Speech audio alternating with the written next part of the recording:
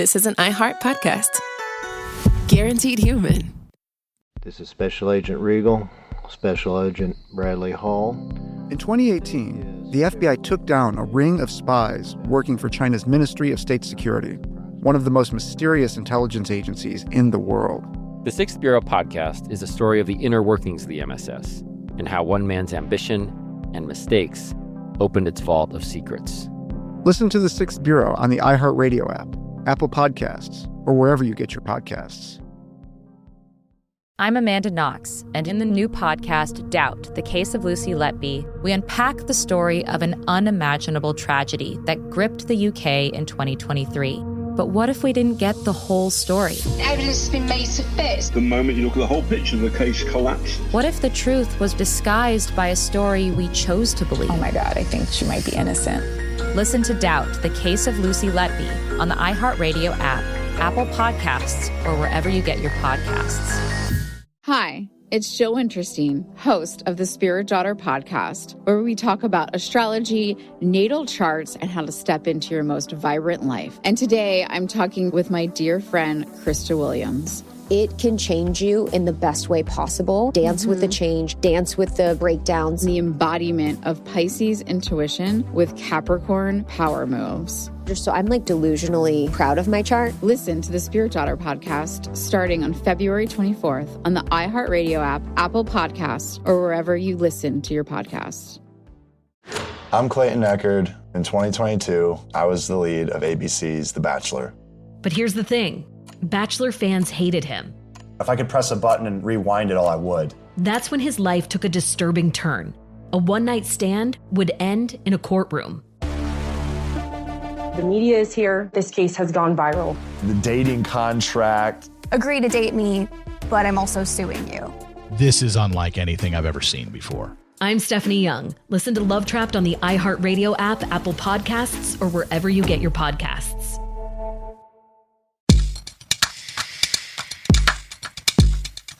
Oh, yeah! Welcome back to Behind the Bastards, the I'm podcast. just letting you know I would have quit so long ago. So fucking long ago. What? If this was real. Well, Behind the Bastards. It's Rockin' Robert with Cool Katy and Cody Moonman Johnston here in the morning with you to help your drive time go by like the moonlight. Yeah, baby, smoking. Now we're gonna do a new thing where we're gonna prank call. We're gonna prank call people whose children are in the NICU and make them think their kids are dead. Ha ha! Yeah, let's go to the call. All right. How all comedy works in 2003. I am a wooga. Yeah, and the girl just has some sort of like laugh. Yes, it nailed it. Nailed it. Mm-hmm. We're back. Support our misogyny by laughing at our jokes. Oh, Cody. Thanks, Moon Man. Ow! Oh, Christ. How's it going? How's it going, guys? What's up with you? I'm good. I'm wishing I'd made my real calling as a drive time radio DJ. That's who I learned about 9/11 from. Really? Did you really? Yeah. Yeah. Wait, learned about 9/11 or like learned that 9/11 happened from? Learned that it had happened. Yeah. Yeah. It was the Jeff and Anna morning show. I was driving to I wasn't driving because I was a child, but my mom was driving us to school. And like they started riffing about how a plane, and I think they thought because I remember thinking at first that it had been like some prop plane or some shit that some idiot had axed. And so like they were just like joking about how bad you probably making jokes about people with bad eyesight or something. Yeah. And then when I walked into my first period class, which was health, I walked in time to watch the second plane hit. It was just like, that might not have been just a kooky mix up. Yeah, maybe not a. Oh my God. Morning drive time bit. I wanted to be a radio show host when I was a kid. All? I was like, that seems perfect. I wanted to be like an oldies radio station. You don't got to do shit. And look where I am now, baby. Mm-hmm. Playing the oldies. Hanging out with Moon Man. The classics and the hits. Oh, Jesus. So, yeah. Speaking of Jesus, Christ. Well, yeah. That's one of the Jesuses. I mean, there's a couple of them. Jesus, prominent one. Yeah. Je suis us. One of the more famous Jesus. Yeah, one of the famous. Anyway, whatever. We're talking about the Southern Baptist Convention. Anyway, so in 2004, D. August Bodo, often known as Augie, a terrible nickname, became the Executive Committee General Counsel to the Southern Baptist Convention, right? And obviously, so the SBC, which is the centralized governing body of the Southern Baptist Church, which does not have a centralized governing body, of course. They have an executive committee, which are, because they don't have popes and bishops, not like being popes and bishops, but effectively kind of like being popes and bishops. And August Bodo was like their lawyer, right? And as that guy, it's Augie's job to guide them in their responses to allegations of sexual assault, which just become more and more common in the years leading up to 2008, when that group of survivors comes to beg for them to do something more than the nothing that they were doing. Yeah. Now, there's nothing, yeah. In 2006, members of the Survivors Network of those abused by priests held a rally outside of the Executive Committee's office in Nashville, Tennessee. Augie accused the abuse victims of coming at the committee with a, quote, adversarial posture, which he used to justify his opposition to their requests for reform. He was presented with a list of possible procedures to address sexual assault by the committee, but he ignored them. In 2008, after Debbie Vasquez and other abuse victims begged the SBC to set up some sort of internal list to track abuse within the faith, right? So that's one of the things Debbie and these other victims ask is like, hey, could you guys keep like a list of the pastors who rape people so that like if they try to get a job at a Southern Baptist affiliated church, it'll go like, no, that guy molested a bunch of kids. Minimum. Like a database of some kind. Yeah. Like a registry, like some sort of like... Literally the bare minimum. Yeah, it's again, like the least you can do is be like, we should probably know if somebody molests kids tries to get another job where they can molest kids, right? Like that's, again, this should not be like a political issue in any radical way. Should not be considered radical. But this does not pass muster with the Southern Baptist Convention Executive Committee. And Bodo drafts the rejection letter that they send to Debbie Vasquez when they ask for reform. And his justification for doing nothing was the cherished Southern Baptist tradition of church autonomy, right? The executive committee, there's no central power in the Southern Baptist faith, right? We can't tell churches what to do. So we don't have the authority to force them to report sex abuse to a central registry, right? That's just not what we are. Now, obviously, we do things like demand that they oppose abortion and that they say that women should be submissive to men. And right, it works one way, but not the other. But we couldn't make them keep a list of all the people who rape kids. That's not cool. So that's neat. It's neat that that's the justification. As a result, Augie later said the committee, quote, realized that lifting up a model that could be enforced was an exercise in futility. And so instead, they drafted a report that, quote, accepted the existence of the problem rather than attempting to define its magnitude.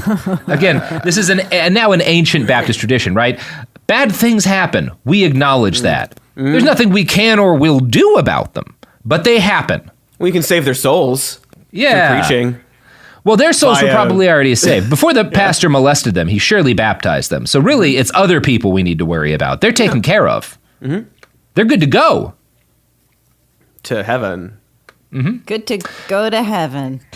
Even judged by the standards of his faith, Bodo's justifications are fucking nonsense. SBC churches work together to share teaching materials. They have curriculum that is in common across thousands of churches and schools. They share resources to help expand and maintain the infrastructure of their faith. And they pool together money to fund missionary trips and seminaries. There is ample precedent for at least a voluntary database tracking sex abuse convictions and allegations among pastors, right? It is a thing that would not be out of step with other shit they have done. To their credit, the Baptist General Convention of Texas did publish a list of sex offenders who had served in Texas Southern Baptist churches. You want to guess how many names it contained? No. 8. That's way that less feels than like I was it's everybody. Guess. That feels like it's everybody. Yeah, I was searching for, I was thinking 20 came to mind. And I was like, Oh, yeah. I have no idea, but 8. Katy, you have to remember Texas is the smallest state in the union. It has the least people, right? So there's just not a lot of folks there, of course. 8, so few. Yeah. 8 seems comprehensive, It seems like they got them all. One I for feel every corner plus some in the middle. Yeah, one for every town in Texas. I remember growing up. That's why it's 8 flags over Texas, a flag for each of the towns. Literally everybody knows everybody in Texas. So that's right. It's like Iceland, like that. Me and my good friend Matthew McConaughey talking about True Detective, where I mostly just say Reggie Ledoux until he hangs up the phone. Because he is tired. Well, he's got stuff to do. He's got stuff to Reggie Ledoux. He's got Reggie. It's not because he's It's not because he Reggie. That over and over. It's not and over because again. Reggie doesn't like you. That didn't work. Oh no, that was perfect. Oh no, it worked. Reggie. That was perfect. I might have gone with Reggie Le didn't, but it's all good. Oh, that's what I meant to do on it. It's all a banger. This is a fun joke for the 3 of us.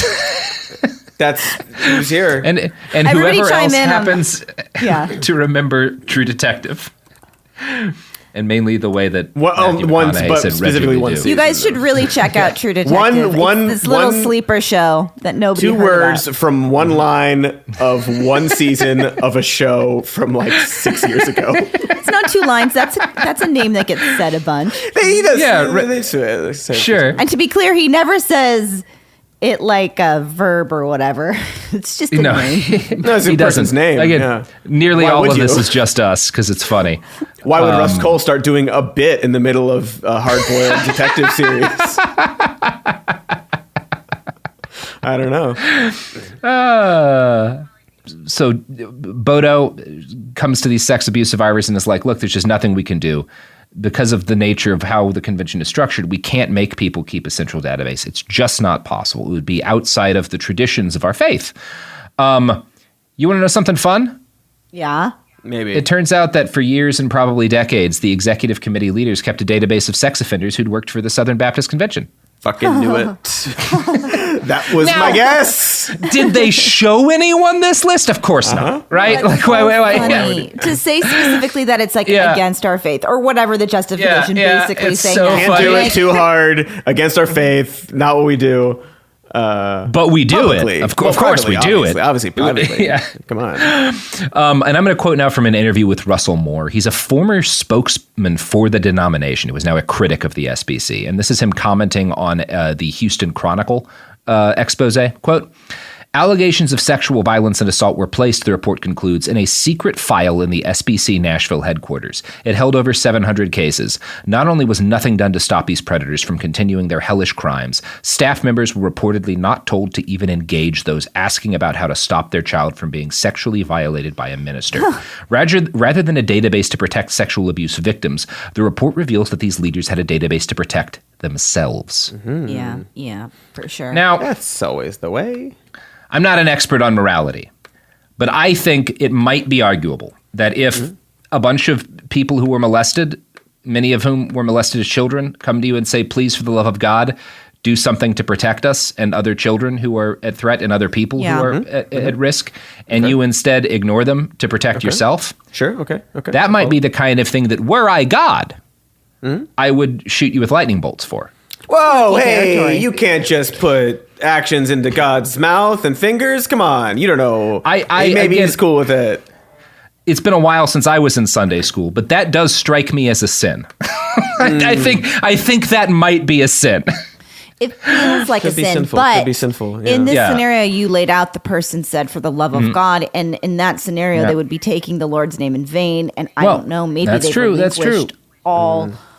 I don't know. I don't know. I've never met God. We have to remember Mark 16:24, in which Jesus Christ said, and I quote, "Fuck them kids." Yeah. Mm-hmm. Famous Jesus saying. Oh yeah, it's one of the only sayings that really sticks. Yeah. Mm-hmm. It's real. That's like because it's on. I have it tattooed across my back. Yeah. Fuck them kids. And most courthouses have it. It's honestly like a little over commercialized, don't you think?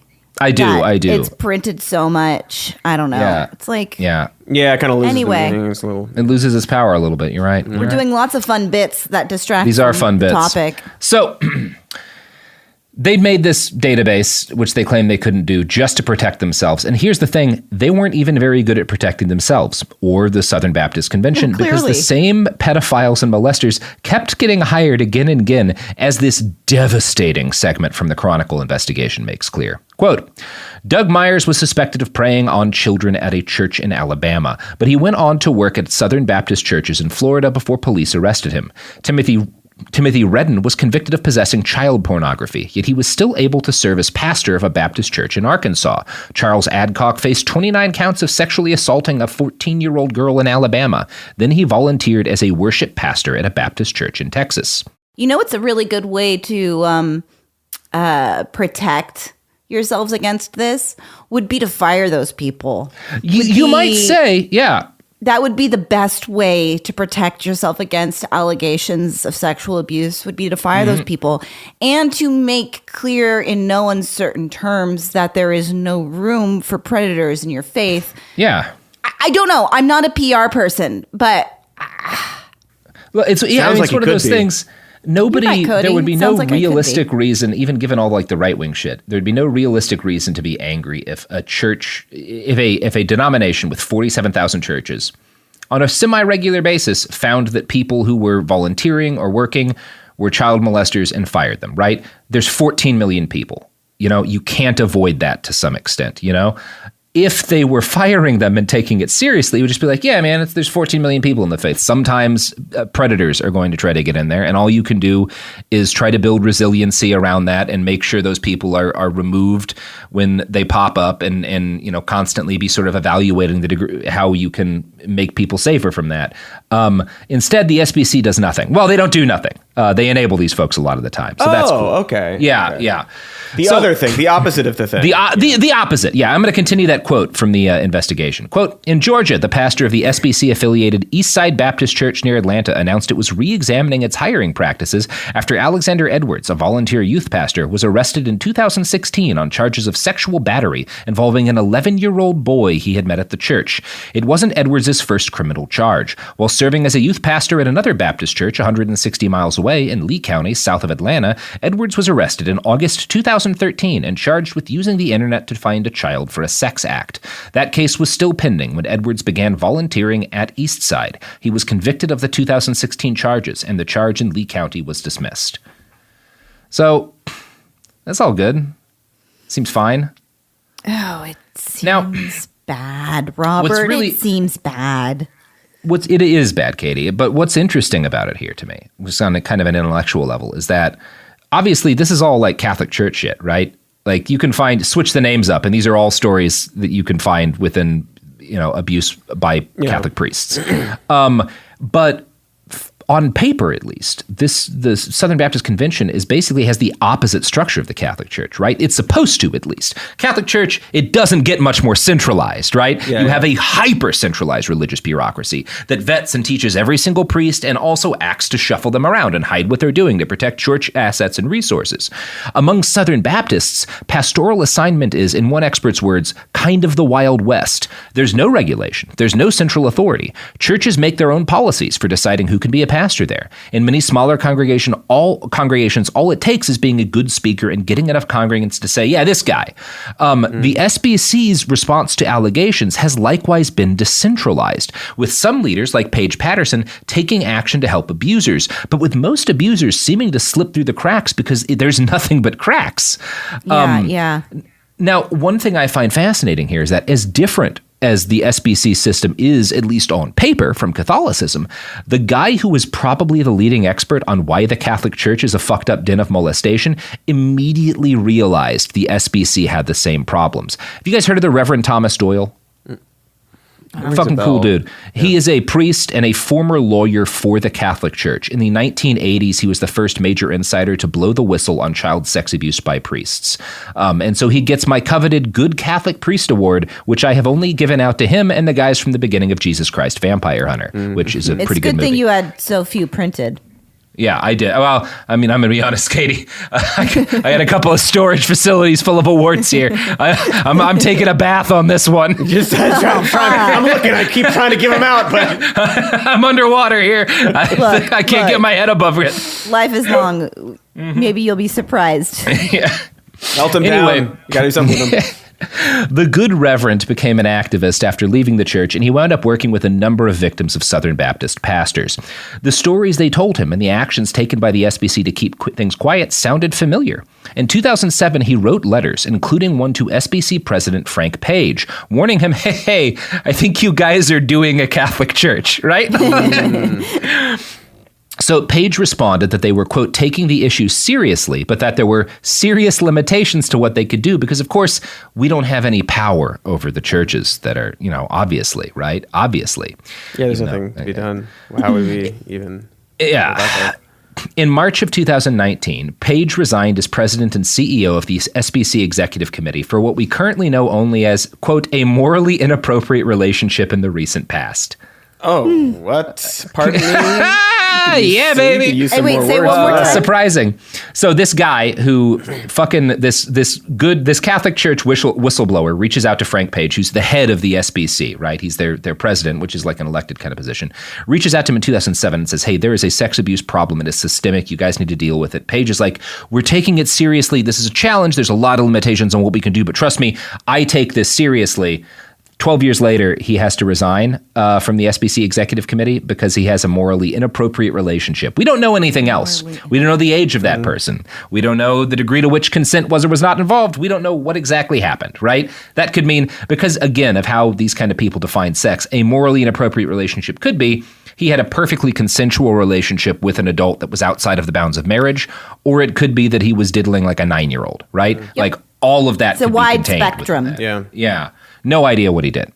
One of the most important things for Southern Baptists is what's called the Great Commission. And in fact, a lot of them call themselves Great Commission Baptists now instead of Southern Baptists. And this believe that the Great Commission is like the super special mission that God left for them to do to like recruit all the people that you can. And obviously, evangelicals believe the most important thing you can do with the gospel is to win souls for Christ, right? Like nothing else matters more than that. This is why groups like the Joshua Project keep a database of uncontacted peoples so they can convince dumb young missionaries to go and get killed or spread disease trying to share Jesus stuff with people who are perfectly happy living wherever the fuck they already are.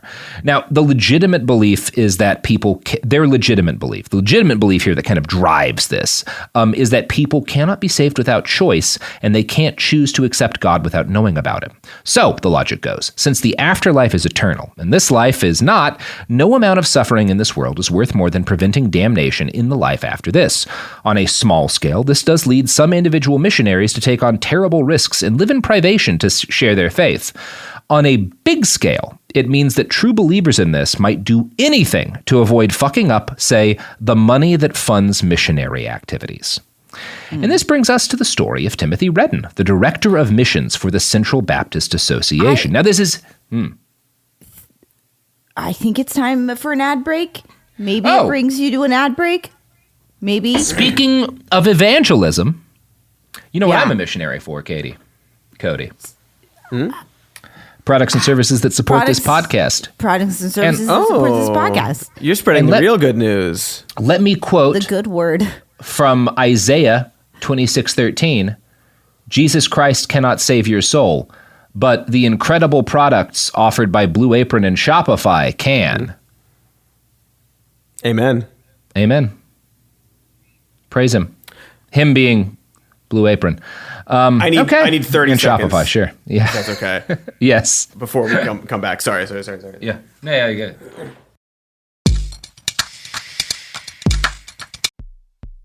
China's Ministry of State Security is one of the most mysterious and powerful spy agencies in the world. But in 2017, the FBI got inside. This is Special Agent Regal, Special Agent Bradley Hall. This MSS officer has no idea the U.S. government is onto him. But the FBI has his chats, texts, emails, even his personal diary. Hear how they got it on the 6th Bureau podcast. I now have several terabytes of an MSS officer, no doubt, no question, of his life. And that's a unicorn. No one had ever seen anything like that. It was unbelievable. This is a story of the inner workings of the MSS and how one man's ambition and mistakes opened its vault of secrets. Listen to The Sixth Bureau on the iHeartRadio app, Apple Podcasts, or wherever you get your podcasts. In 2023, a story gripped the UK, evoking horror and disbelief. The nurse who should have been in charge of caring for tiny babies is now the most prolific child killer in modern British history. Everyone thought they knew how it ended. A verdict, a villain, a nurse named Lucy Letby. Lucy Letby has been found guilty. But what if we didn't get the whole story? The moment you look at the whole picture, the case collapses. I'm Amanda Knox, and in the new podcast, Doubt, the Case of Lucy Letby, we follow the evidence and hear from the people that lived it to ask what really happened when the world decided who Lucy Letby was. No voicing of any skepticism or doubt. It'll cause so much harm at every single level of the British establishment of this is wrong. Listen to Doubt, the Case of Lucy Letby on the iHeartRadio app, Apple Podcasts, or wherever you get your podcasts. Hi, this is Jo Winterstein, host of the Spirit Daughter podcast, where we talk about astrology, natal charts, and how to step into your most vibrant life. And I just sat down with a Minnie Driver. The Irish traveller said when I was 16, you're going to have a terrible time with men.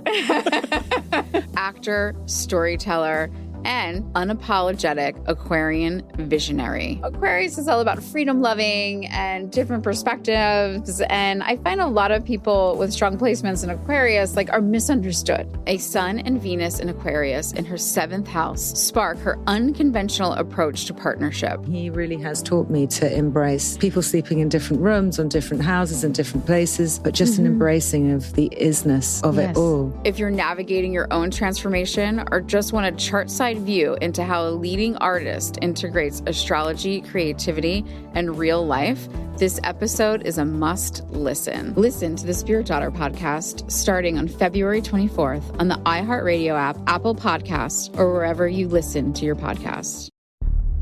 I'm Nancy Glass, host of the Burden of Guilt Season 2 podcast. This is a story about a horrendous lie that destroyed 2 families. Late one night, Bobby Gumpright became the victim of a random crime. He pulls the gun, tells me to lie down on the ground. He identified Jermaine Hudson as the perpetrator. Jermaine was sentenced to 99 years. I'm like, Lord, this can't be real. I thought it was a mistaken identity. The best lie is partial truth. For 22 years, only 2 people knew the truth, until a confession changed everything. I was a monster. Listen to Burden of Guilt Season 2 on the iHeartRadio app, Apple Podcasts, or wherever you get your podcasts.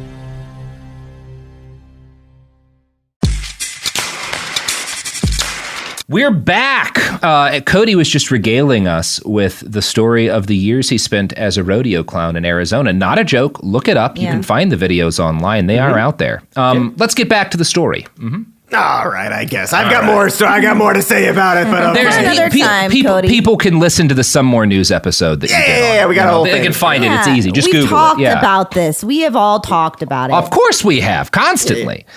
Now, so we were talking about how, obviously, if nothing matters more than winning souls for Christ, then nothing that the Southern Baptist Convention does matters more than funding missionaries, right? And so anything is justified if it stops fucking up the money that allows you to send missionaries places. And this brings us to the story of Timothy Redden, the Director of Missions for the Central Baptist Association. This is a very prestigious position, coordinating the activity of missionaries for 22 pretty prominent churches. Now, in 1998, while he was doing that job, he was caught with child pornography and sent to prison for more than 2 years. Now, I might say that one thing that being caught with child pornography means is that you should not be the head of sending people to missions, or maybe ever close to children. Contact. So yeah. He did promise, if this makes you feel better, during his sentencing, he told a federal judge that he would never molest a child. didn't make me feel better. Doesn't make you feel better, huh? No. So I tried. I was prepared for it, but he serves his term. He leaves prison, and he gets a job as a pastor for one of the churches he had previously been a mission coordinator for. So you would assume they might have fucking known about the child porn arrest. Shouldn't ex-convicts have a chance? To do some things, yes. Perhaps not teach children if the arrest is for child pornography. Perhaps not go back to... Look, if he wanted to be, I don't know, putting in drywall or something, right? And again, that's nothing against putting in drywall, but you don't tend to spend a lot of time teaching children as a contractor. Whatever job he has after getting out of prison, it probably shouldn't involve little kids. Yeah, installing that, we can all agree on that. Yeah, at locations that are a certain distance from schools. From schools, sure, yes. A number of things he could do that don't put him near children. Instead, he becomes a pastor. He becomes a pastor at one of these churches he had worked for before, and in July of 2018, he was arrested for attempting to solicit a 14-year-old for sex in an online chat. Thankfully, that 14-year-old was actually a Homeland Security agent, but who knows what he actually got up to, even if it was just being creepy outside of that. Fingers crossed he didn't actually get to molest anybody, but... we'll never know. Coordinating missionary work de facto puts you in contact with lots and lots of young people, right? That's kind of who does mission work mostly. Right. Most missionaries are young adults. There's a lot of teenagers and young children who go on mission trips, sometimes because their parents are missionaries, right? And they all live in, whatever foreign country they're doing a mission in. Obviously, by the way, there's a huge ethical question about like colonialism and mission work and all. We're not really going to get into that today because that's much too big of a subject for right now. But we will be talking about because of what mission work is, there's a lot of little kids around if you're going to be working in that kind of environment. And this brings us to our next story, and I'm going to quote again from the Houston Chronicle. George Thomas Wade Jr. had been spreading the gospel as a missionary on African training farms and in bush villages for 6 years when his Southern Baptist supervisors learned a horrifying secret. The supposedly devout man of God was molesting his own daughter. Supervisors met once privately with the girl, who was attending boarding school in Johannesburg, and later consulted leaders based 7,500 miles away at the Richmond, Virginia headquarters of what's now called the International Mission Board. Wade promised to stop, the supervisor said. His daughter said she was told to forgive Wade and was sworn to secrecy. Here's the fucking kicker. Are you guys ready for this shit? There's a kicker. No one told Wade's wife, also a missionary, what he had done. What? Wow. He molests their daughter. Everyone at the church knows. They don't tell his fucking wife. You're That's right. horrifying. That's a fucking nightmare. It's not our business to tell her, That is a fucking nightmare. Yeah, it's outrageous. When you do learn and to know that everybody in your God. Mm-hmm. And you've this is, again, as problematic as mission work is, you've dedicated your whole life to mission work. And my God, what a fucking... Yeah, that's a betrayal right there. That's right up. Yes. High level betrayal. That gets, one of the things I am running out of is my awards for greatest betrayal, which I give out every year. Oh, okay. So that warehouse is a lot of definitely. echoes in that was place, very empty. Yeah, yeah. I may move some of the Best Priest Awards over there just to split it. Split it out. So it seems like you're doing good. Maximize your space. Exactly. That seems smart. So his daughter was never again asked about the abuse, which, by the way, continued. He keeps molesting his daughter. She attempts to kill herself when she is 15. She's still alive. This is I think this is the early 2000s. Okay, I just like to know when we are in time. Yeah.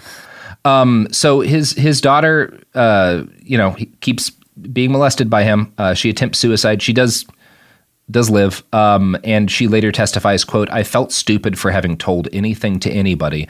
The concern was for my father. It didn't matter what happened to me." And again, her soul's saved, right? She's been baptized. Her dad is winning souls. So whatever he does, is kind of worth it. That's how the math works. Just so baked in, this misogyny, this idea that the ruler is the ruler of the household, and he specifically is the ruler of this congregation. Well, And look, I'm not a believer in the divinity of Jesus Christ, but there's a historical case. There were certainly a guy and individuals that some of those stories were written about. And I have to think that any one of those people who was like the actual historical,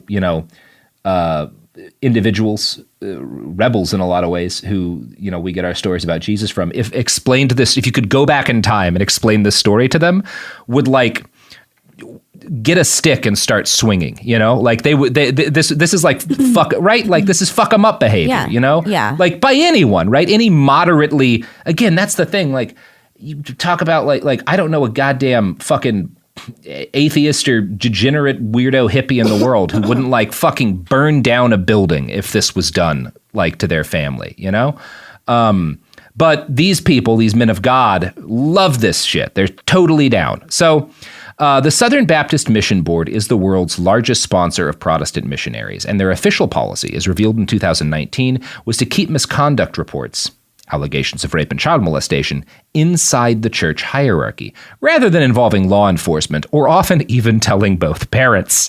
The focus was on protecting the Great Commission, not the victims. In Wade's case, he was sent back home quietly. His wife did not find out for 3 years until, here's the date, Katie. In June of 1985, she learned her husband had abused 3 additional girls, as well as her eldest daughter.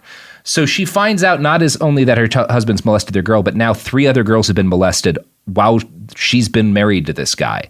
I can't and no one had told her. Just that nobody. So yeah, this all comes out because her daughter gets pregnant at age 17, not with the dad. Anyway, but she's preparing to get married to like the father of the baby.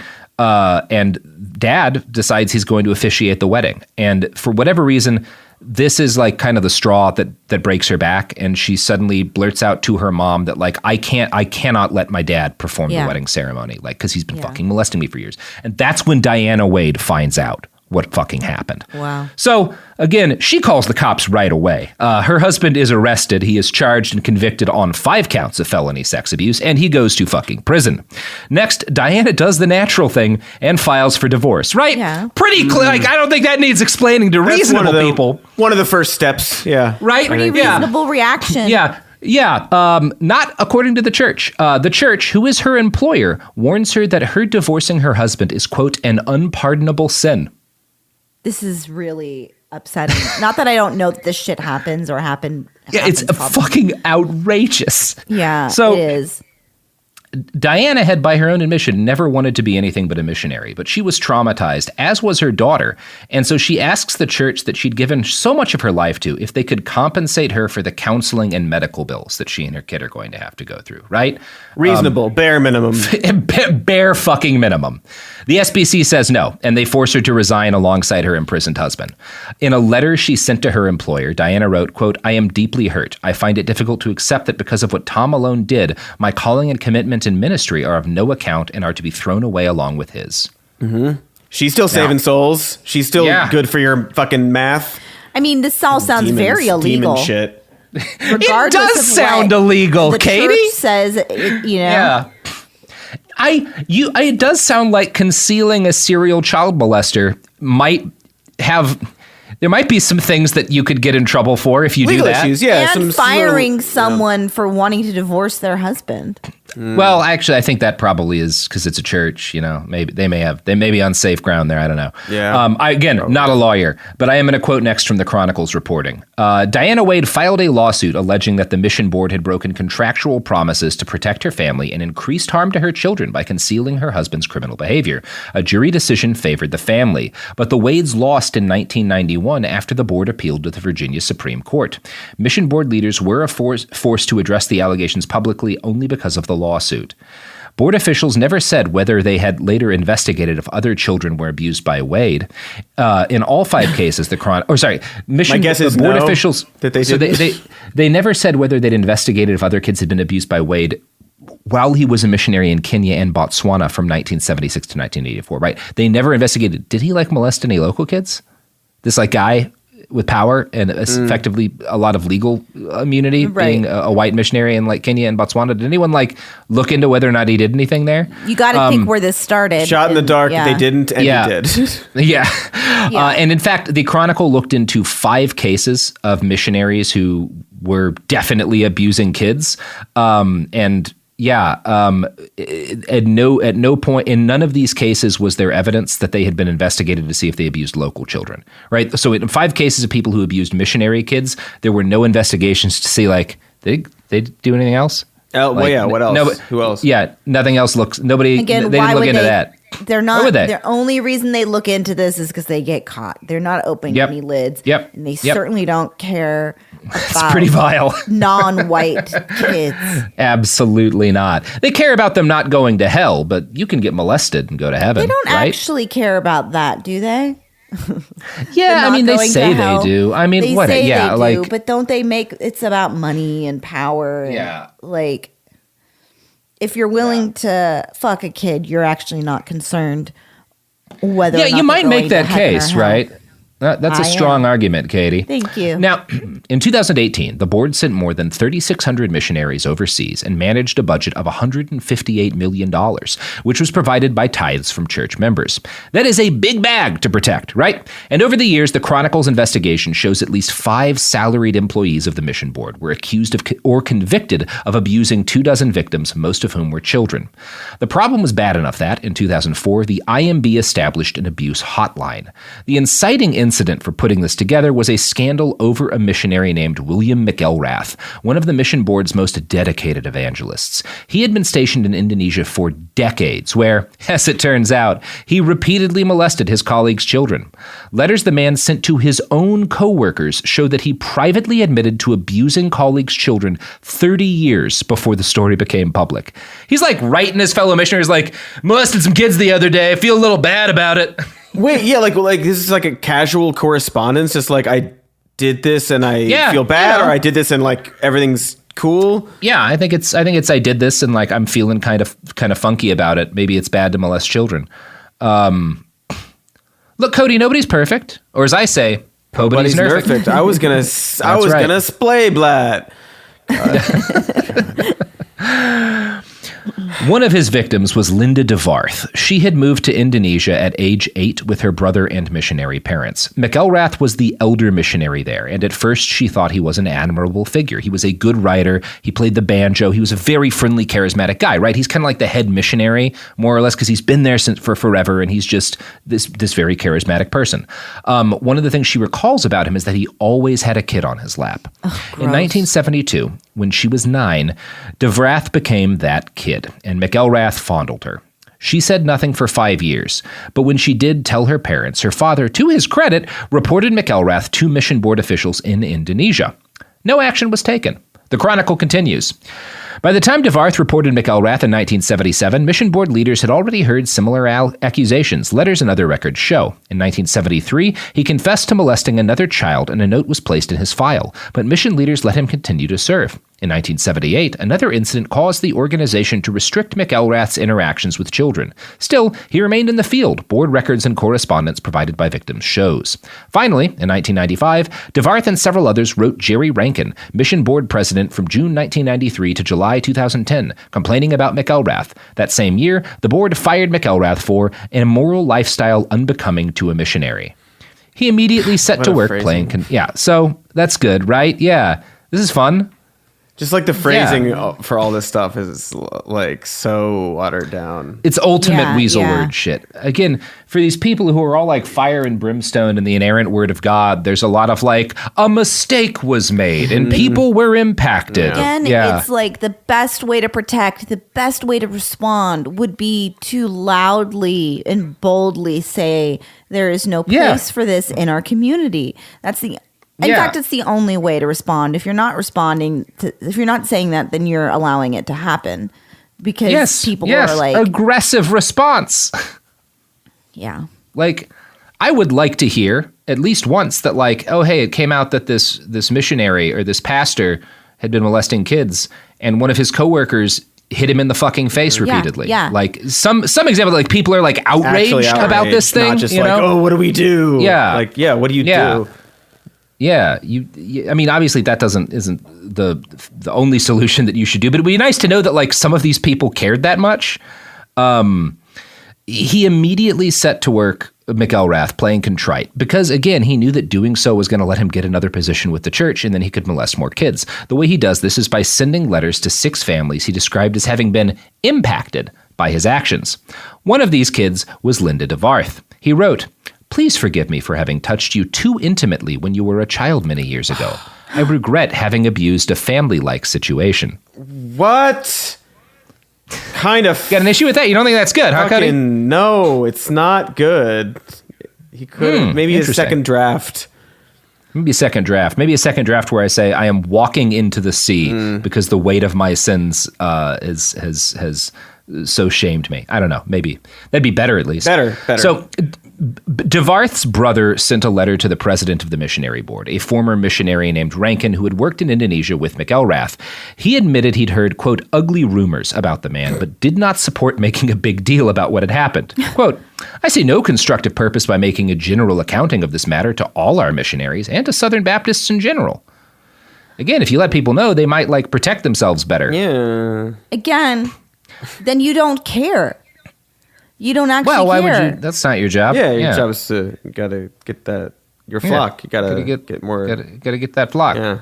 Flock out with your cock out. Anyway, they say after that they left. Probably. Well, I mean, they do that.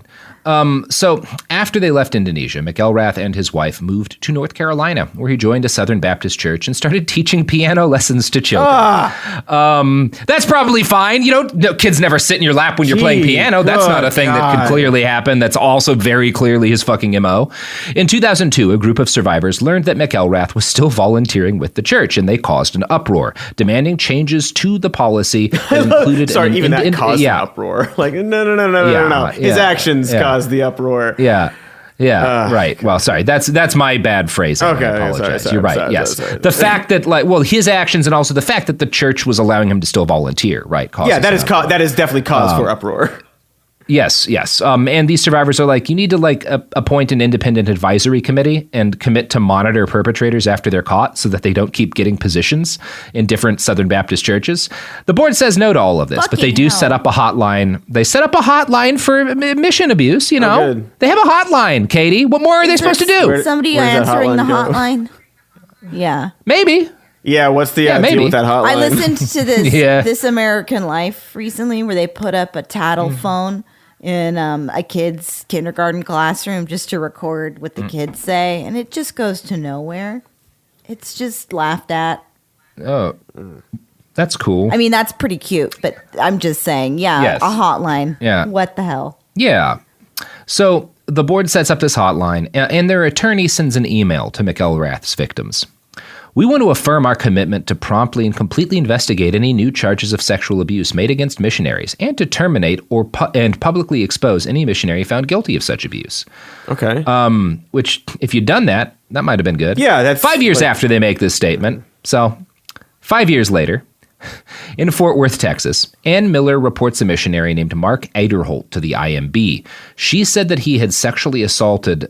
She said that he had sexually assaulted her when she was a teenage girl. The IMB investigates her complaint, substantiates it. Right? They investigate and they're like, "Yeah, this definitely happened," and then they say nothing and do not contact the police. Well, you got to know the guy did it, but then there's nothing else to do. In their investigation, the Chronicle found a litany of victims, like former missionary D. Ann Miller, who had tried to report abuse and run into a stone wall of silence meant to protect the Great Commission. Quote, "Miller, now 72, was born into the Southern Baptist world. Her father and grandfather were both pastors. By age 10, she knew she wanted to be a missionary, one of the few leadership opportunities open to women. She and her husband Ron were thrilled to be appointed to Malawi in 1978. There she met Gene Kingsley, a missionary since 1960. She visited his house in May 1984 and he hugged her as usual. Then Kingsley, quote, assaulted me quickly and skillfully, pulling me a foot off the floor, continuing to tighten his arms as I struggled, and he groped me until I yelled, commanding him to put me down," Miller said in an email to the Chronicle. Miller, who had worked with sexual predators as a nurse, reported him to other mission personnel. Nothing happened. 2 years later, she decided to make a written complaint after learning that others in her mission family also had reported being inappropriately touched or worse. Her complaint went up the chain of command to leaders in Richmond. Kingsley was permitted to resign rather than be terminated. Miller described in interviews and in her book how 2 other women, as well as a teenaged girl, also complained, but said those reports were initially ignored and inadequately investigated. Kingsley died in Texas in 2016. It's pure evil. And when you read all these allegations... It's pure evil. It's like that they were going to terminate and expose these people. Yeah. But... Yeah. Yeah. The thought of somebody that profits, makes their career off of being a certain person and positioning themselves within the community in such a way to just be so violent. Because it is violent. Like it's, yeah. Anyway, it's ghastly, and then everybody that allows for it. But just the act of the, yeah. I know. It's like you run out of things to say that is new to react to all these horrifying stories. It's ungood, I would say. Ungood, yeah, for sure. Ungood. Very ungood, man. When you read all these allegations in tandem, it's very clear what's going on here. Predators have recognized for close to half a century that missions provide them with a steady carousel of people who are isolated from their families and support networks, and that the structure of the mission board means that allegations will be hushed up to avoid fucking with the money or the sacred calling. So obviously it's a great place to be a predator. And you will also note that these perpetrators tend to be decades-long veteran missionaries. Miller describes Kingsley as well-practiced, like the way that he abuses her. She says, like, he knew what he was fucking doing, right? This wasn't like a crime of passion. This was a guy who had perfected a method, you know? Anyway, you know who else has perfected their methods?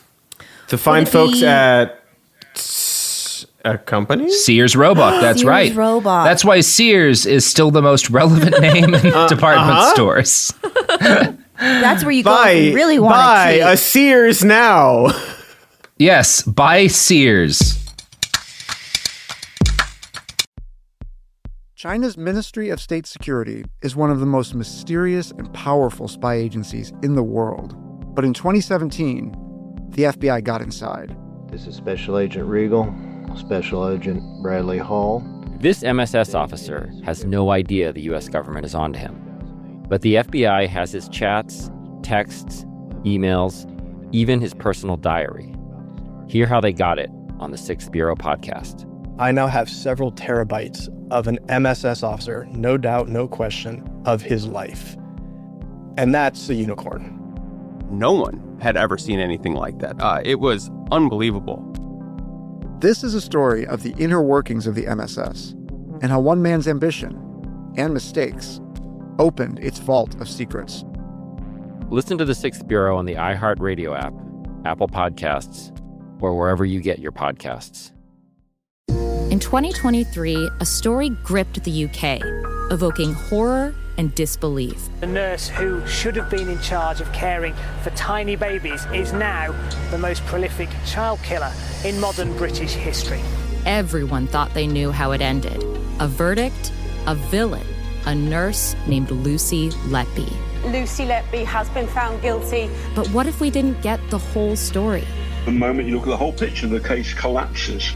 I'm Amanda Knox, and in the new podcast, Doubt, the Case of Lucy Letby, we follow the evidence and hear from the people that lived it to ask what really happened when the world decided who Lucy Letby was. No voicing of any skepticism or doubt. It'll cause so much harm at every single level of the British establishment of this is wrong. Listen to Doubt, the Case of Lucy Letby on the iHeartRadio app, Apple Podcasts, or wherever you get your podcasts. Hi, this is Jo Winterstein, host of the Spirit Daughter podcast, where we talk about astrology, natal charts, and how to step into your most vibrant life. And I just sat down with a Minnie Driver. The Irish traveller said when I was 16, you're going to have a terrible time with men. Actor, storyteller, and unapologetic Aquarian visionary. Aquarius is all about freedom-loving and different perspectives, and I find a lot of people with strong placements in Aquarius are misunderstood. A Sun and Venus in Aquarius in her 7th house spark her unconventional approach to partnership. He really has taught me to embrace people sleeping in different rooms, on different houses, in different places, but just an embracing of the isness of it all. If you're navigating your own transformation or just want a chart-side view into how a leading artist integrates astrology, creativity, and real life, this episode is a must listen. Listen to the Spirit Daughter podcast starting on February 24th on the iHeartRadio app, Apple Podcasts, or wherever you listen to your podcasts. I'm Nancy Glass, host of the Burden of Guilt Season 2 podcast. This is a story about a horrendous lie that destroyed 2 families. Late one night, Bobby Gumpright became the victim of a random crime. He pulls the gun, tells me to lie down on the ground. He identified Jermaine Hudson as the perpetrator. Jermaine was sentenced to 99 years. I'm like, Lord, this can't be real. I thought it was a mistaken identity. The best lie is partial truth. For 22 years, only 2 people knew the truth, until a confession changed everything. I was a monster. Listen to Burden of Guilt Season 2 on the iHeartRadio app, Apple Podcasts, or wherever you get your podcasts.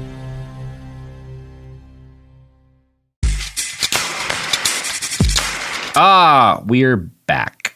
So, in 2019, as I've noted a couple of times, the Houston Chronicle and the San Antonio Express News published a massive expose of sexual abuse within the Southern Baptist Convention.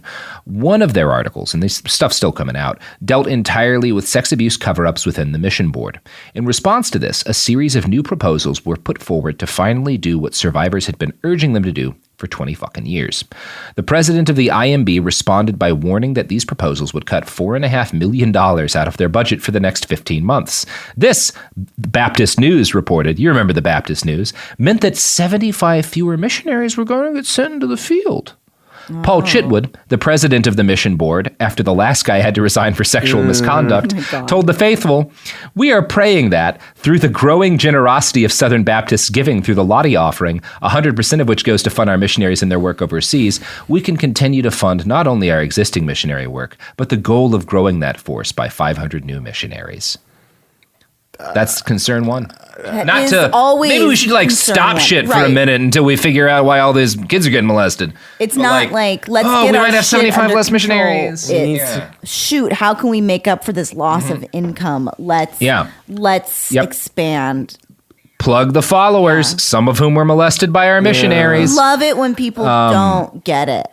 You love to see it. Now, while all of this fuckery is going on, decades of abuses and cover-ups and repeated fails to deal with entirely foreseeable problems, the Southern Baptist Convention continued to hail the conservative resurgence that had saved them from liberalism. The SBC leadership said it was helpless to stop sex abuse, but resolutely attacked any sign of liberalism from within the faith. In public, they continued their long-standing tradition of claiming to want only the best for the people they condemned. A good example of this came in 2014, when the Southern Baptist Convention passed a resolution on transgender people, declaring that God had created 2 distinct and complementary sexes, and that distinctions in masculine and feminine roles as ordained by God are part of the created order and should find expression in every human heart. And I'm going to quote from the Baptist Standard here. For that reason, the resolution says, cultural currents, including medical treatments of gender dysphoria, attempts by lesbian, gay, bisexual, transgender activists to normalize the transgender experience, and public schools allowing access to restrooms and locker rooms according to children's self-perception of gender and not according to their biological sex, all run contrary to biblical teaching as summarized in the Baptist Faith and Message, the SBC's official doctrinal statement. The SBC resolution invites all transgender persons to trust in Christ and to experience renewal in the gospel. It affirms that we love our transgender neighbors, seek their good always, welcome them to our churches, and as they repent and believe in Christ, receive them into church membership. We love you, repent. However, we love our transgender community. the resolution does mention offhandedly that it opposes bullying trans people. So that's good. All the bases covered. They did all the bases covered. Yeah. Just like they didn't like lynching. That'll work. That'll work. Having that little passage about not bullying, that'll do. Nailed it. Yeah. None of the unpleasantness, thank you. Keep your bigotry a little bit contained. Legal. A little bit. Let the cops not too do much, it, you know? Because let the structure of laws do it, you know? Yeah. But contained enough so that we can do not bring us dishonor by like doing it by in an uncontrolled manner. Yeah. So, as a rule, the Southern Baptist Convention has stood to the right of progress in every meaningful issue for the last 40 years. There are just enough moderates that they tend to count, or have been just enough moderates, that they tend to couch their language in such a way as to excuse the worst natural conclusions of their logic. And, it's probably not surprising to note that since 2008, the convention's membership has shifted 20 points for the Republican Party. It has gotten far right. All of this is thanks to the architects of the conservative resurgence, Paul Pressler and Paige Patterson. They did this to stop what they saw as the satanic immoral influence of liberalism. And in this case, that means political. They do mean political liberalism in the way we're talking about, but they also more directly mean liberalism in interpretation of the Bible, right? The idea that anyway. Both men spent decades couching what they did as the only proper actions of godly men trying to protect their flocks. We are acting morally. That's why we're doing this. Mm-hmm. In 2018, Paige Patterson was the former president of the Southern Baptist Convention and preparing to retire as president emeritus of the Southwestern Baptist Theological Seminary in Dallas. A special house had been built for him on campus to live in his retirement. It seemed as if he was going to be one of those bastards who retires ancient, wealthy, and proud. But then his life fell apart. A student came forward to report her rape 3 times at gunpoint by a fellow student. She went to the seminary, and Patterson wound up having a one-on-one talk about her. He told staffers that he wanted to break her down, talked about how hot she was, and then, in the victim's words, he demanded in graphic detail to hear about the rape. What the fuck? Other employees report that he made comments about her body. She is suing him for inflicted emotional distress and for interfering with the police investigation of her case, because he also interfered with the police investigation of what was an armed rape. This sparked a broader investigation into the man, and a shitload of stuff that was barely hidden beneath the surface came up. And I'm going to quote from a write-up in The Advocate here. Patterson came under fire for his years of advice to women who had been abused or raped. He would tell the women to pray for their abusers. In one instance, a woman approached him with 2 black eyes after going back to her husband on Patterson's advice. She asked Patterson if he was happy. He said he told her yes, and part of his reason was because the husband had attended church that Sunday for the first time. I don't like that. This is a real bummer episode, man. The good news is, when all this comes out, he gets fired. Yeah. That is and good he loses news. his fucking house, too. He doesn't get to live in that house. The seminary he gave his life to has distanced itself from him, and the lawsuit against him is ongoing. New stories break on a weekly basis about known sex offenders that he sheltered or outright helped into the seminary. The current president of the Southwestern Theological Seminary, or whatever, refers to him just as a previous administration when he regularly makes apologies about stuff that happened. And then, of course, there's our other founder of the conservative resurgence, Judge Paul Pressler. Yeah. He is a former judge now. He's also a former SBC vice president, and he has been accused by 3 members of a youth group he used to run for groping or pressuring them into sex. Yeah. 3 male members of a youth group. Yeah. Yeah. And I bet I'm not going to say the story. Yeah. Yeah. Oh God. I mean, for all of these guys, For right? It is continuing to come out, right? Yeah. Like there's a good chance there will be a new article in the Chronicle about all this shit by the time you hear the episode. So I'm not going to say this story has a happy ending. As of the day this airs, more than 700 people have reported being victimized by clergy, employees, or volunteers of SBC churches. But there is some good news at the end of all this horror and frustration. The poison that Pressler and Patterson spilled into the SBC may in fact be waning in potency. Now, I mentioned earlier that the denomination has shifted 20% Republican by almost over the last 2 decades. That is true. But in the same time frame, the size of the faith has also shrunk by more than 2 million members. And I'm going to quote from The Atlantic here. For more than a decade, the denomination has been experiencing a precipitous decline by almost every metric. Baptisms are at a 70-year low, and Sunday attendance is at a 20-year low. Southern Baptist churches lost almost 80,000 members from 2016 to 2017, and they've hemorrhaged a whopping 1 million members since 2003. For years, Southern Baptists have criticized more liberal denominations for their declines, but their own trends are now running parallel. The next crop of leaders knows something must be done. Yeah. So that is something as I positive. Said, and every year they have this convention, right? That's why they're called the SBC. They do a convention every year and they vote on shit, right? In 2000, and there's a conservative faction. These are guys who today are constantly on One America News and embrace Trump. And then they're also conservatives, but the more liberal faction. And in 2018, they defeated the conservatives in the elections that year. And a 45-year-old pastor named J.D. Greer was elected. He won 70% of the vote against a fundamentalist and stated that the denomination had to repent for its, quote, failure to listen to and honor women and racial minorities and to include them proportionally in leadership roles. Good. Also stuff is like, It's just like, that's good. It's depressing that this is in reaction to their numbers dropping. Yeah. It is the math issue that we've been discussing this whole time. It's like, oh, so they've noticed that like people are leaving, so they need to like do something about it. It's still good. Like, it is, and that said, I'm not going to say that that's all Greer is concerned with. He is the guy I quoted earlier from a document by the theological seminary that was like going into detail about their history with slavery and stuff. That all happens under Greer because he's like says like, look, we have to reckon with the fucking racism in our back, and like they do certainly a much better job under him of that kind of thing. Oh, for sure, and like I'm not saying like that's. And this is again one of the things that should be noted. The SBC is where a lot of conservative bellwether cultural issues get tested out, right? Where they start to work on the wording. You may note that like in 2014, they issue a resolution condemning the idea that trans people should be able to use bathrooms. That's 2014, right? That's a couple of years before it becomes the big national like issue that it becomes, right? So it happens here earlier. In 2019, Republicans within the Southern Baptist Convention forced a vote on a resolution condemning critical race theory, right? Again, like a year or two early, before, right? Like little bit. And here's the fucking thing.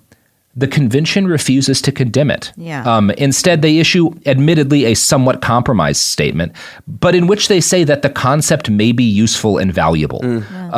Whereas the resolution the conservatives had wanted to pass described it as neo-Marxist and postmodern. Like, it's all Jordan B. Peterson shit. Maybe they're learning a little bit, or there's that seems to be what's happening. Yeah. And also, 2019 is the year that the story drops. The story starts dropping about all these molestations. So, that's something. After 2020, the SBC's new leadership issued a number of statements condemning past racism and the racism of the founders of the denomination. More than that, they commissioned a large report on racism in the founding of the SBC, which I have quoted from earlier in these episodes. There's probably nothing I can quote that will do a better job of showing the positive trend than by quoting right-wing ghoul Tom Askell writing for Founders Ministries about the 2021 convention in Nashville. Several things happened at SBC 21, and many, if not most of them, are deeply concerning to grassroots Southern Baptists who love Christ, fear God, tremble at his word, and want to cooperate for the cause of missions and evangelism with others who are like-minded. And obviously he's complaining that another person who is not a fucking fascist won the election. And the week that we are doing this reading, they have just had another election at the SBC 2022. And the guy who one sec. Make sure I have this right. So the guy who runs for the right-wing side is Florida pastor Tom Askell, who we just heard from, right? And Askell ran specifically by attacking the leftward drift of the Southern Baptist Convention on issues of gender, sexuality, abortion, and critical race theory, right? Tom Asshole, right? He loses to a small-town Texas preacher named Barber, who is one second, I want to read you a quote from this because this all just came out. I just read this today. So Askell calling for Baptists to be culturally uncompromising. He's in he does interviews for One America News, Real America's Voice, and the Daily Wire. He's going hard into all of this culture war shit, right? And this is the guy he runs against is this guy Barber, who's a pastor in rural Texas, and despite what that might make you think, is he runs on, among other things, fundamentally changing the way things are done at the SBC because of the sex abuse scandal. He wants to expand the role of women and stop the kind of war on women pastors and stuff. He wants to continue the discussions they're having about race. And he doesn't want the Southern Baptist Convention to just keep plunging into the culture wars on behalf of the Republican Party. He sounds like a pretty good guy. That's reasonable. And he, at least within the context of the Southern Baptist Convention, a better guy for sure than Askell, who's a real asshole. Barber wins 61% to 39%. That's what happened today?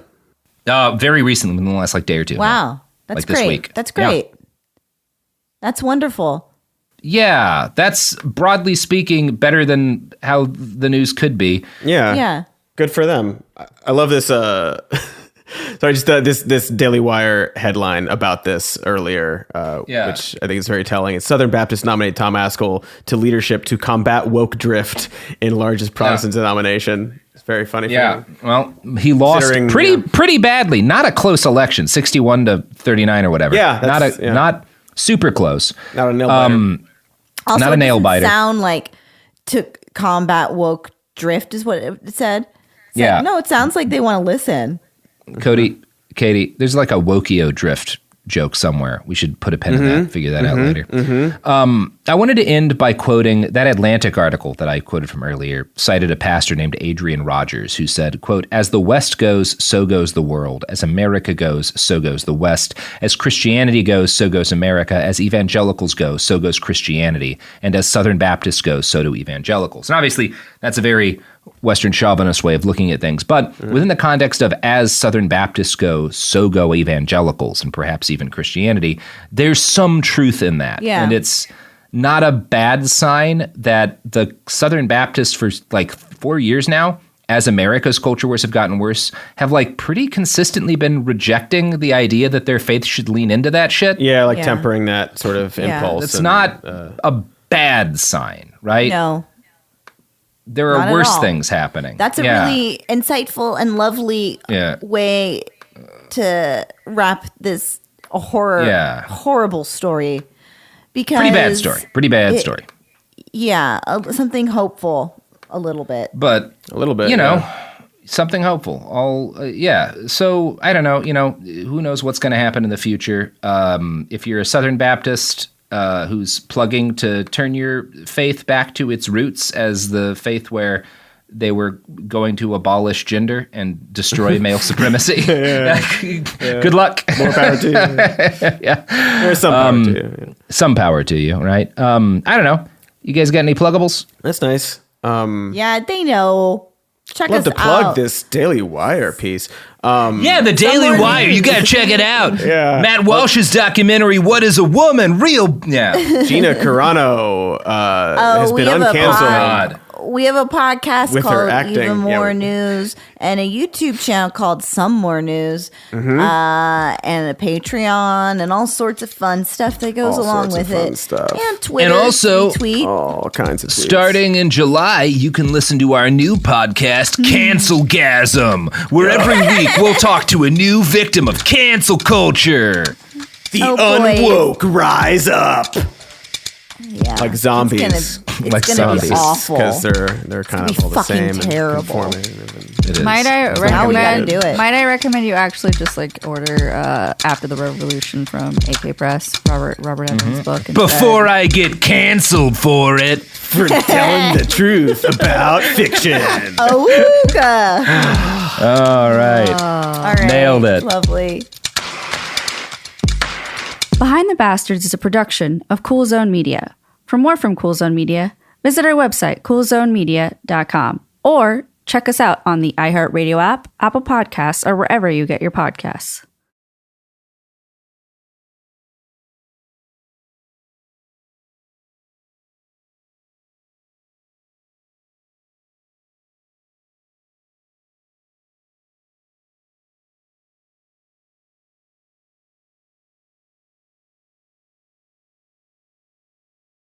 Hi, it's Joe Interesting, host of the Spirit Daughter podcast, where we talk about astrology, natal charts, and how to step into your most vibrant life. And today I'm talking with my dear friend, Krista Williams. It can change you in the best way possible. Dance with the change, dance with the breakdowns. The embodiment of Pisces intuition with Capricorn power moves. So I'm like delusionally proud of my chart. Listen to the Spirit Daughter podcast starting on February 24th on the iHeartRadio app, Apple Podcasts, or wherever you listen to your podcasts. I'm Amanda Knox, and in the new podcast, Doubt, the Case of Lucy Letby, we unpack the story of an unimaginable tragedy that gripped the UK in 2023. But what if we didn't get the whole story? Evidence has been made to fit. The moment you look at the whole picture, the case collapses. What if the truth was disguised by a story we chose to believe? Oh my God, I think she might be innocent. Listen to Doubt, the Case of Lucy Letby on the iHeartRadio app, Apple Podcasts, or wherever you get your podcasts. This is Special Agent Regal, Special Agent Bradley Hall. In 2018, the FBI took down a ring of spies working for China's Ministry of State Security, one of the most mysterious intelligence agencies in the world. The Sixth Bureau podcast is a story of the inner workings of the MSS and how one man's ambition and mistakes opened its vault of secrets. Listen to the Sixth Bureau on the iHeartRadio app, Apple Podcasts, or wherever you get your podcasts. I'm Nancy Glass, host of the Burden of Guilt Season 2 podcast. This is a story about a horrendous lie that destroyed two families. Late one night, Bobby Gumpright became the victim of a random crime. The perpetrator was sentenced to 99 years until a confession changed everything. I was a monster. Listen to Burden of Guilt Season 2 on the iHeartRadio app, Apple Podcasts, or wherever you get your podcasts.